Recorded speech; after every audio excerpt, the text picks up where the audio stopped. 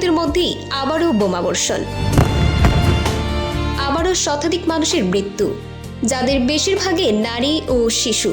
এই মর্মান্তিক খবরের মধ্যেই আঙ্কারা থেকে ভেসে এলো এক বিস্ফোরক মন্তব্য।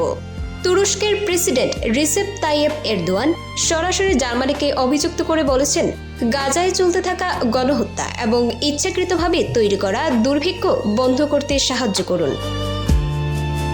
সম্প্রতি আঙ্কারায় জার্মান চ্যান্সেলর মের্জের সাথে এক যৌথ সংবাদ সম্মেলনে এরদোয়ান অত্যন্ত কঠোর ভাষায় জার্মানির সমালোচনা করেন।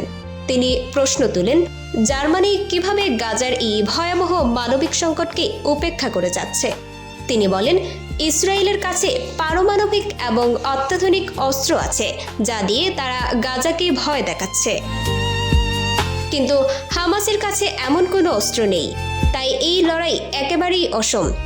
এরদোয়ান জরুরি ভিত্তিতে তুরস্কের রেড ক্রিসেন্ট এবং জার্মানির রেড ক্রসকে একসাথে কাজ করে এই দুর্ভিক্ষ এবং নৃশংসতা বন্ধ করার আহ্বান জানান। এরদোয়ান বিষয়টিকে শুধু গাজায় সীমাবদ্ধ রাখেননি। তিনি রাশিয়া ইউক্রেন যুদ্ধের শান্তির প্রসঙ্গের সাথে তুলনা করে বলেন, আমরা যেমন সেখানে শান্তি চাই, তেমনি গাজায়ও ইসরায়েলি আগ্রাসন বন্ধ হওয়া দরকার। তিনি মনে করেন, তুরস্ক এবং জার্মানি একসাথে কাজ করলে এই রক্তপাত বন্ধ করা সম্ভব। একদিকে যখন গাজায় লাশের সারি দীর্ঘ হচ্ছে, তখন অন্যদিকে বিশ্ব নেতাদের মধ্যে চলছে এই রাজনৈতিক চাপ। প্রশ্ন হলো, এরদোয়ানের এই কঠোর বার্তা কি জার্মানির নীতিতে কোনো পরিবর্তন আনবে?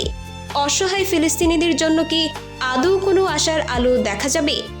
বিশ্বজুড়ে মানবিকতা যখন প্রশ্নের মুখে, তখন এই ঘটনা প্রবাহ আমাদের ভাবিয়ে তুলতে বাধ্য।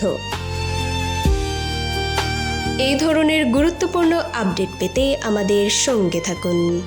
বিজিএন টিভি 24 সংবাদ, যেখানে বিশ্বস্ততা সেখানে।